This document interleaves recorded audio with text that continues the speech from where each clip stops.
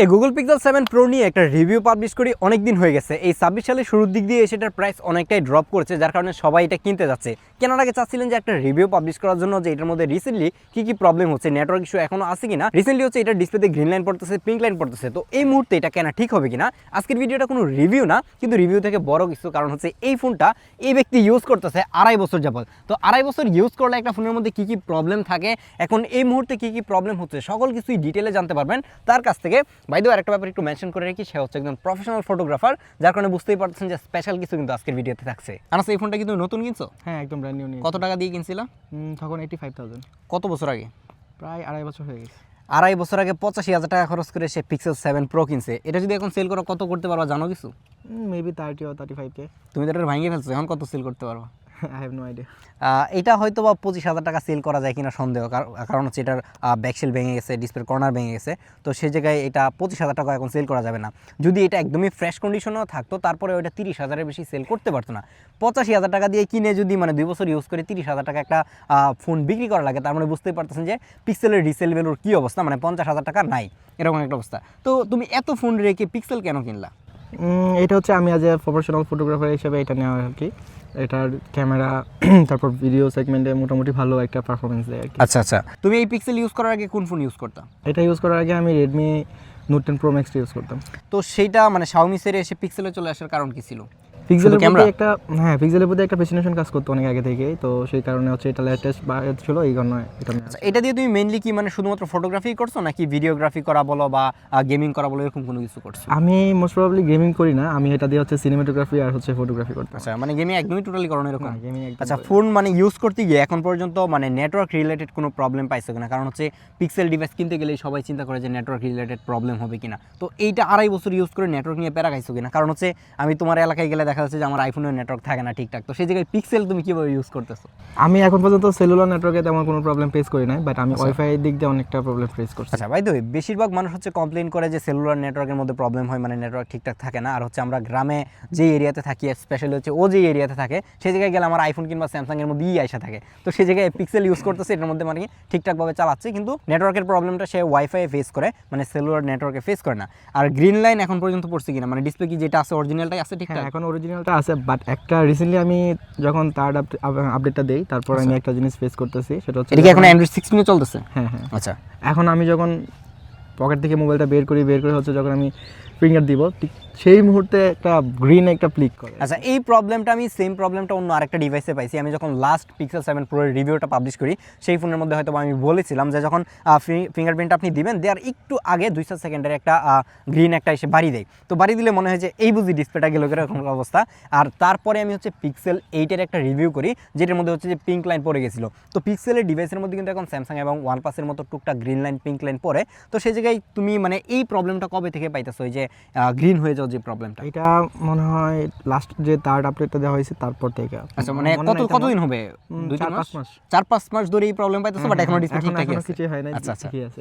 Smartphone review করার সুবাদে প্রচুর পরিমাণের পিক্সেল ডিভাইস ইউজ করার সুযোগ হয়েছে, এবং প্রত্যেকটা ডিভাইসে যে প্রবলেম আমি খুঁজে পেলাম সেটা হচ্ছে ওভারহিটিং করে। মানে ফোন যখন নর্মাল ইউজ করা যায় ঠিকঠাক চলতে থাকে, বাট যখন গেম খেলা যায় বা মানে একটু প্রেশার দেওয়া যায় তখন এটার অবস্থা খারাপ হয়ে পড়ে। তুমি সেই জায়গায় এটা কি পাইছো, মানে এতদিন ইউজ করে ওভারহিটিংয়ের কোনো প্রবলেম পাইছো কিনা? আমি এটা দিয়ে যখন ফটোগ্রাফি করি লং টাইম অথবা ভিডিওগ্রাফি করি, তখন যে হিটটা হয় সেটা দিয়ে একটা ডিম পোজ করা যাবে।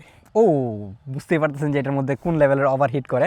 তো এখন যখন এটার মধ্যে একটা মানে ব্যাকশেল বা কাভার কি লাগায় রাখছো, এটার মধ্যে যে স্টিকার লাগায় রাখছো, তো এখনো কি সেম হিটটাই হাতে লাগে নাকি একটু কমে গেছে? ওইটা সাইডটা যেহেতু মেটাল, তো সাইড থেকে একটু মানে ওভারহিটের প্রবলেম আছে। ওভারহিট হওয়ার পরে এটার পারফরমেন্স ড্রপ করার মতো কোনো প্রবলেম পাইছো কিনা, যে ওভারহিট করছে তারপর ল্যাগ করতেছে বা ঠিকঠাক আগের মতো পারফরমেন্সটা দিতেছে না? আমার দেখা গেছে আমি এটা দিয়ে হচ্ছে ভিডিও এডিট করি, অনেক সময় দেখা গেছে লাইটরুমে ছবি এডিট করি, অনেক সময় দেখা গেছে ফেসবুকিং করতেছি, মেসেজিং করতেছি। ওইসব কাজের মধ্যে ওভারহিট করে? হ্যাঁ, মাল্টিটাস্কিং যখন আমি করি, মাল্টিটাস্কিং করার সময় অনেক সময় ওভারহিট করে, তখন দেখা গেছে কিছুটা মানে পারফরমেন্স ড্রপ হয়। আচ্ছা, তুমি তো বললা যে তুমি গেমিং করো না ওইভাবে, কিন্তু গেমিং না করলেও দেখা যাচ্ছে তুমি যখন ভিডিও এডিট করো, আমি দেখলাম যে তুমি এটার মধ্যে প্রচুর পরিমাণে ভিডিও এডিট করো ক্যাপকাটে, তো ভিডিও এডিট করতে গেলে ফোনের উপরে ভালো প্রেশার পড়ে এখন, তো তখন কি এটা ওভারহিট করে পারফরমেন্স ড্রপ করে কিনা?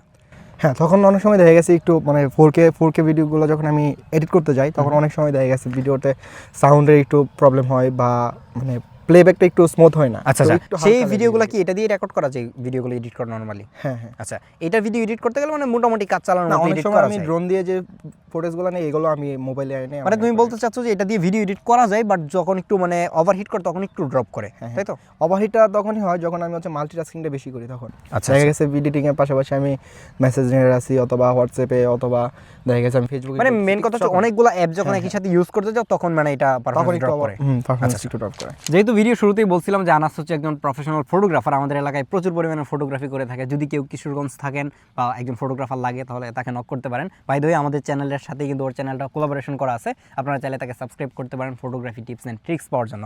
যাই হোক, এটা দিয়ে যেহেতু তুমি ফটোগ্রাফি করছো, তো ফটোগ্রাফি করতে গিয়ে যেই প্রবলেমটা আমি মেনলি ফেস করি পিক্সেলের ডিভাইসে, বা এটা নিয়ে কমপ্লেন করলে মানুষজন আমাকে গালাগালি করে। লাস্ট যখন ফেসবুকে একটা রিল পাবলিশ করি যেটার মধ্যে মোটামুটি 1 লাখ ভিউজ হয়ে গেছে, প্রচুর পরিমাণে গালি গেছি যে তুই বেটা পিক্সেল ইউজ করতে পারছ না, তুই ফটোগ্রাফার না, তোর জন্য ভিভো বা আইফোন ইউজার, এরকম কমেন্ট করতেছিল।